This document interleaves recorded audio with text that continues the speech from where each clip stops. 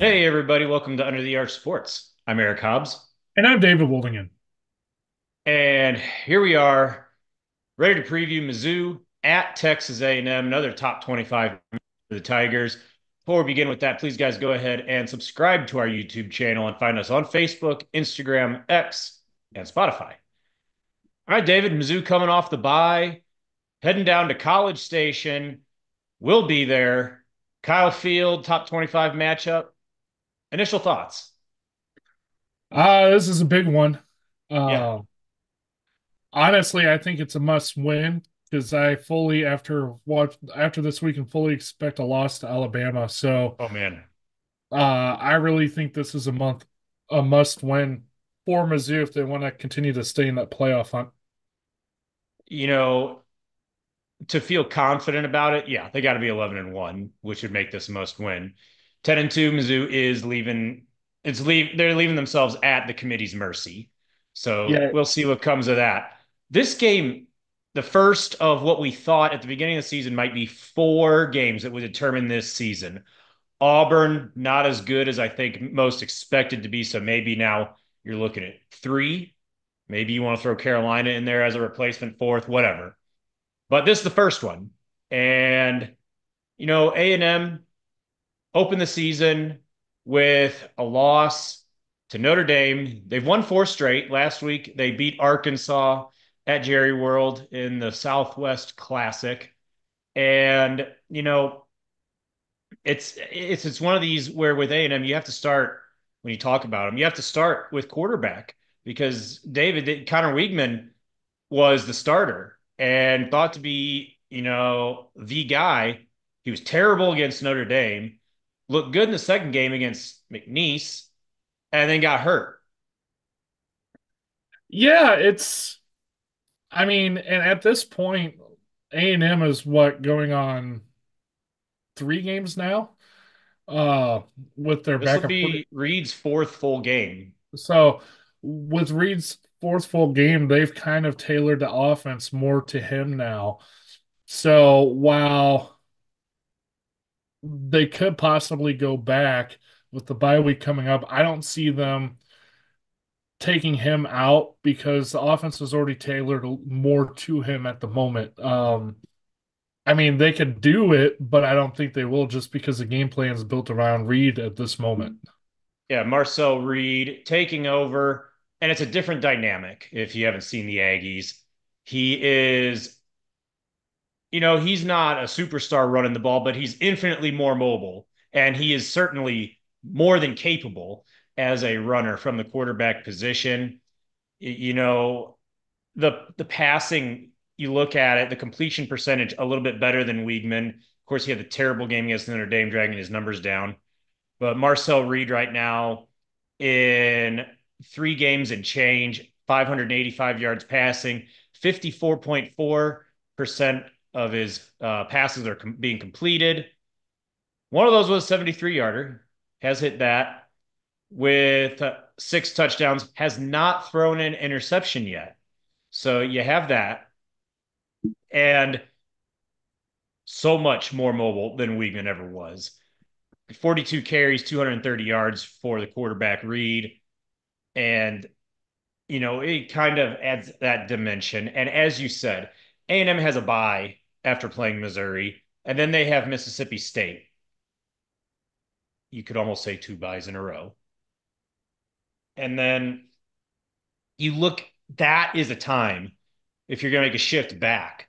That's when you do it, is during the bye week and in a game that you feel pretty confident in no matter what. So, you know, uh, Mike Elko in his Monday presser, he said that Wigan will be a game time decision as far as if he would go, almost suggesting that if he's healthy enough, he'd be the starter. On Tuesday, Drinkwitz's comments, he wasn't buying it. He alluded to the fact that the offense has been tailored to Marcel Reed and just all that would go into changing it back. He expects Reed to be the starter. So, we'll see.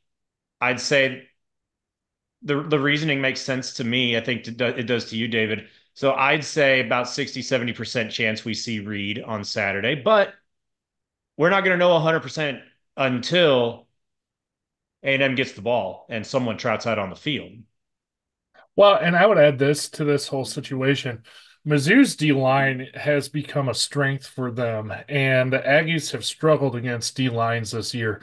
So, knowing how strong our D line is, I could see them staying with Reed only because they don't want Wegman to get hurt even more than he already is. So, Yeah. keep him out for another week, give him another week to get healthy, and then reshift focus with him for the second half of the season, if you will. Now, the Aggies, David, there's a degree of balance to their offense. You look at running the ball. We've talked about Reed. He has 42 carries. Well, you have two running backs who are going to share that running load with him. The leading rusher for the Aggies, Le'Veon Moss, he is 76 carries, 471 yards, averaging 6.2 yards a carry, and he's got himself three touchdowns. Moss, a junior, 6 foot, 215 pounds. So a little bit of size there. And he is complemented by Amari Daniels, 48 carries for 211 yards. He is also a junior, 5'9", 215. So same weight, a little bit more bowling ball, a little shorter, perhaps. You know, neither one of them is the kind of scat back type. Those are guys with enough size to have some power behind them when they're running. So it's absolutely going to be up to Christian Williams leading the way on the defensive front to really just make a mess of the line of scrimmage. Yeah, they definitely tended to lean on the ground and pound game, especially against Arkansas. Yeah. It's worth noting Le'Veon Moss had his best game last week with 117 yards rushing. 90 of those came in the fourth quarter. So what that tells me is A&M really just wore down Arkansas at the end of that game. So Mizzou's going to have to continue to do what they did in those games against Boston College and Vandy and just rotate that defensive line group constantly so they stay fresh and ready by the end of the game. The Yeah, I Heat, watched the end of that game, David. Well, most of that game, and that fourth quarter, A&M just took over, especially the last 10 minutes. A&M was losing, and it looked like the Razorbacks were going to pull what I would consider a minor upset, but A&M just took control of that game, and it was line of scrimmage, ground and pound type stuff for the most part. Well, and the other thing worth noting in this game is it's going to be 92, if not hotter. Yeah, So the elements are going to be in play in this game. Players are going to get exhausted due to the heat. So it's about how they keep themselves as cool as they can while they're playing and stay fresh. That fourth quarter could be real interesting because that's the type of quarter running team can really take over. Mizzou has the ability to do that as well against A&M. So it's going to be real interesting to watch. yeah, we'll see whose conditioning program is in better shape, perhaps. With Missouri in this game, it begins and ends with the offense, specifically Brady Cook and explosive plays. And I think if Missouri gets back to the 2023 form in terms of explosive plays, I don't think A&M can win. That's simple as Yeah, that. I 100% agree with that. I would also mention that if they played like they did against Boston College in the third quarter, I want to say it was, where Yep. they just took over on their drive and were just like unstoppable with anything they did. Um, it could be the same result while they might not have a huge play breakout. They just took control and drove down the field. The biggest key to the Mizzou offense, though, is once they get inside the 20-yard line, that's where they really struggle. Yep. They've shown all throughout the year they can move the ball down the field. It's when they get into the red zone, it's where the real issues begin. So I'm real curious to see how Mizzou handles their red zone offense because they have to fix that. They can't settle for field goals, especially on the road if they want to win. Yeah, attempting 6 field goals against Vandy at home is not going to cut it. That type of performance. That will lose them this game without a doubt. So I think with Missouri trying to find the explosive play, we tend to think the explosive play is the home run ball to Speedy Johnson or whoever else, Luther Burden. For starters, Speedy Johnson is the one guy who is not going to be 100% for this game for Missouri. He has an ankle issue. We'll see what his status is. Aside from him, everybody else ought to be good to go. But while Missouri has not had that home run ball, they've had more explosiveness in the running game. Specifically, you look to the last game 2 weeks ago against Vandy. Nate Noel had that 65 whatever yard it was run. We got caught at like the 3 yard line or whatever it was. You know what? That still counts. All right. And Missouri needs chunk plays like that, 20, 30 yards, whether it's on the ground or through the air. I think in this era of football, we assume it's going to be through the air, but if you can do it on the ground, great. And with Missouri, that's happening. So I would start there. Just see, can A&M stop the run? And I think that's something. I think it's up to A&M to honestly, if I were them, I'd load the box and stop the running game until Brady Cook shows that he can hit 30 yard passes. Well, and it's worth mentioning they're 54th in run defense, allowing 123 yards per game so far this year. So Middle of the road. middle of the road, but they can stop the run. And something Mizzou didn't do, and I'm still adamant about this in the Vandy game, is if they really do start stacking and loading the box, Mizzou needs to go into like some type of play action to Oh, ease yeah, the from the run game. Uh, absolutely. for whatever reason, that did not happen against Vanderbilt, and it still drives me crazy. Uh, Yeah, no screens either. yeah. So Kirby Moore is going to have to be on top of his game calling this offense. And I have a feeling they looked over all that during the bye week and they're going to correct themselves. So it's going to be really interesting to see how Mizzou comes out in this game. Yeah, the bye came at a perfect week for this team. Everybody had time to assess what they've done well, what they've done poorly, coaching staff included, and they've really had the opportunity to just almost hit a reset button to an extent. All right, third of the season's done. They have not played an A game yet. You know, Murray State and Buffalo, make of those games what you will. They were scrimmages, but there were still flaws. Penalties specifically in those. They have not played an A game yet. You want to see that. Even if they lose, if they play well and just get beat, I think there are things you can take away from that. But you know, this is all focused on the offense, David. That's really what it boils down to. Yeah. I mean, Cook has to come out on fire. He has to be making good decisions. Really, I think the key to this game is going to be turnovers. If the offense can maintain control, keep control of the ball, don't turn it over, make good decisions, and then the defense forces a couple turnovers, which they've done in pretty much every game, they'll be in control of this one. Yeah, I read something an A&M writer on 24/7 Sports wrote, early thoughts kind of thing. And he was saying how, look, A&M is probably the more talented team, but, they have to execute and all that. And I got to be honest, I completely disagree. I don't think on paper A&M is more talented than Missouri. I don't think it at all.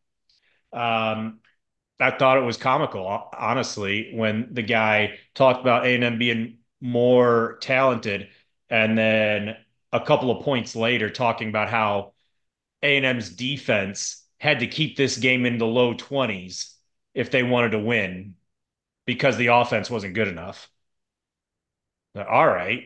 They're that talented, but if the game gets to 25, they can't win. Come on now. Uh anyway, that's just my kind of sidebar rant, I guess. Prediction time. Predictions.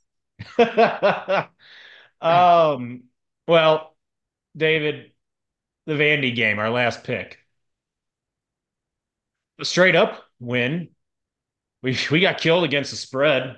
I think you had the same mindset as me. Mizzou was going to make a statement and all that. Nope. So got killed against the spread. This game for me, David, I I don't know. I can kind of understand Mizzou being a slight underdog, 2 point underdog as of us filming. Missouri, as I just said, I think they are more talented. I think A&M is going to have a hard time running the ball against this Missouri defense. I think Missouri's offense is primed to get to 30 points, which I don't think A&M's offense can. For me, everything sets up for a Missouri win. I just since since the summer, I've had a bad feeling about this one. I don't know why. So I'm going to pick A&M to win this one based completely on my gut feeling, even though every analytic number, what have you, tells me Mizzou ought to win. So I'll go ahead and I'll pick the Aggies 27-23. Interesting. I've been putting a lot of thought into this pick. And it's gonna be off the wall, a little crazy probably. And Uh-oh. I'm okay with that. And I'm going to explain why I pick it the way I pick it, but I'm going to have Mizzou winning this game 42-21.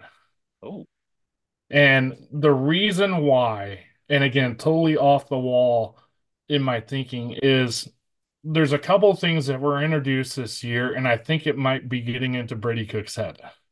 And the biggest one is the comm units inside the helmets. yeah. So coaches can relay plays down to the quarterback, and then he can replay it to the team. At the 15-second mark, the comm shut off, and then they all look over to the sideline, change up their play, and all that. Mizzou is going into one of the hardest places to hear in the country. So I don't think they're going to stay with the comm units. Hmm. Just because I don't think Cook is going to be able to hear it because you always see him with his hands over his head. I think they're going to simplify things in the sense of they're going to give him the play. They're not going to change it, or if they do, it's all hand signals, old school style like they did last year. And I think he's just going to get out of his own head. Some of that might be they play more up tempo offense. It could be really interesting to see. I'm really curious to see how they come out with this game and how they deal with the atmosphere. But I think being on the road, being away from Mizzou fans and all the pressure is really going to help this team, especially Cook, just calm down and play football. Getting away from everything on campus, all the noise, all that, and just being able to focus on what he needs to focus on. I think he's going to have a breakout game just in the sense of all he has to do is go out and do the play that's called. I know it sounds simple and easy, but when you're around all the noise, especially with all the hype that they have on campus, it really can get to you whether you think it does or doesn't. So being on the road, being away from everything, I think Mizzou is going to have one of their best games because they're going to be hyper focused. There's no distractions. And the crowd is going to be so loud on offense that the players won't have time to get into their heads because they have to maintain that focus of the play. Ergo, I think they're going to have a breakout game, and Mizzou's going to win this one pretty easily. That's fascinating. It's just a thought, and I don't know if many people have really thought about that. But the time they take on offense after he calls a play, they're usually not stamping the ball until 5 or 4 seconds left on the play because they're always constantly trying to change it up. And I think some of that has to do with they can at home because the crowd noise is quiet. When you're dealing with the crowd noise, you're just going to have to call a play and run it because there's no communicating with the offense to change plays and things like that just because it's so loud. So it's one of those instead of observing what you have in front of you. You call the play, run it, get the next play in, run it again, get that fast tempo to try to get it to your advantage. So that's kind of the route I'm thinking we might see against A&M. Now, I could be completely wrong and off the wall, but that's kind of the mentality I'm going on this game. That that's fascinating. I do agree that tempo would be good for this offense.